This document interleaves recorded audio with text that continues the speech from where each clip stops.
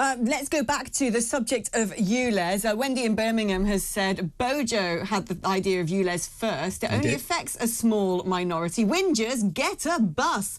I mean, yeah, this is my point, really, where you sort of think that for some people that's fine if you live in central London. But if you are someone who's a greengrocer and needs to take your produce to market, if you're a window cleaner, if you're a painter decorator, if you need your white van, if you've got an elderly relative that needs transporting places, little children that need going to school, then you can't just hop on public transport all the time. Look, I mean, I actually can't drive myself, so I use an Uber when I need to, or another one of their rivals. You're one of those ones without a driving licence, you strange folk. No. Always one from an app, fully licensed.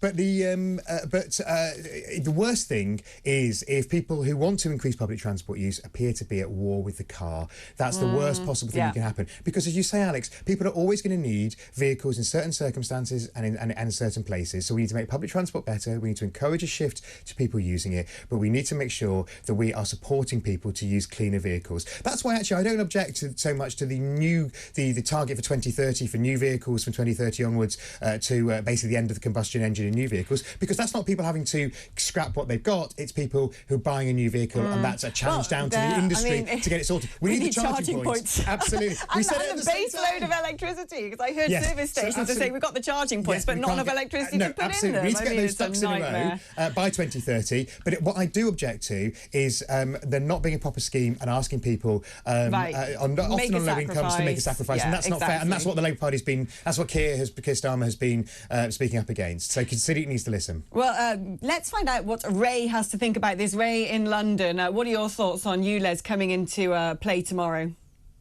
Obviously, I'm pretty disappointed that it's actually going through. I've been in the motor trade for 25 years, and I've been monitoring vehicle emissions for pretty much the whole of that time. When you take a car in for an MOT, it has to meet the emission standards relevant to when it was actually manufactured. So as cars progress, they are getting cleaner anyway. So the natural cycle of a car and its lifespan means that eventually it will be scrapped. And I don't actually see the need for ULEZ. But more to the point, Sadiq Khan has actually set up a law to himself that basically is retrospective. So he's put the cut-off point for 6 years on say, a diesel vehicle and 16 years roughly on a petrol vehicle. Most of those vehicles are already pretty clean.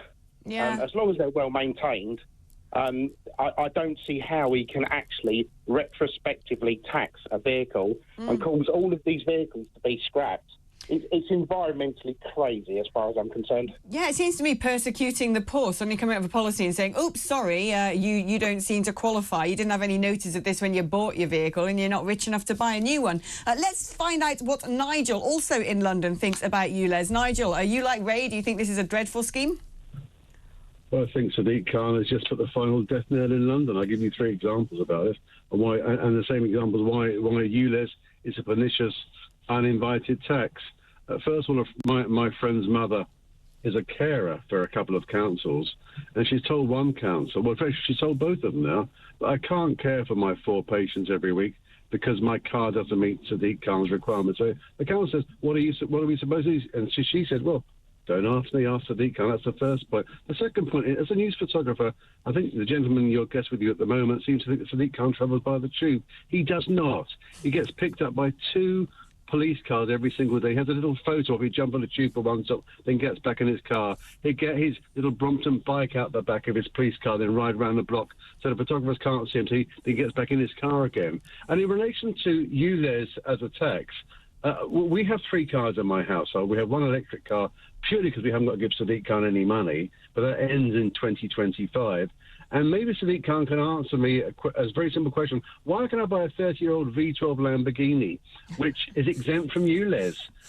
So in reality, does he think that the ULEZ charge, or the ULEZ doesn't, there's no air blows in from outside London? It's an absolute nonsense. I'm sorry to say that businesses will collapse and the high street will die. I mean, we only shop online anyway. Why should we have to pay to park and pay to go anywhere else. We can just do it online at the click of a button and get it all delivered for free. Yeah, I'm sure Sadiq Khan will see the influx of even more of those wretched candy shops that have appeared all over Oxford Street as people stop actually going to use the high street, and these sort of strange enterprises pop up in the vacuum. So what about that? Nigel, photographer, suggests that Sadiq Khan isn't getting the tube, maybe just for a photo call. I think he has had some security issues. I mean, to be fair to Sadiq, he does get there are security issues around him. So I'm sure he does on occasion use a car and has a police escort when needed, when they think the threat is there. Do you think that's why he has to put that thing up on the tube saying, "Don't look at me funny"?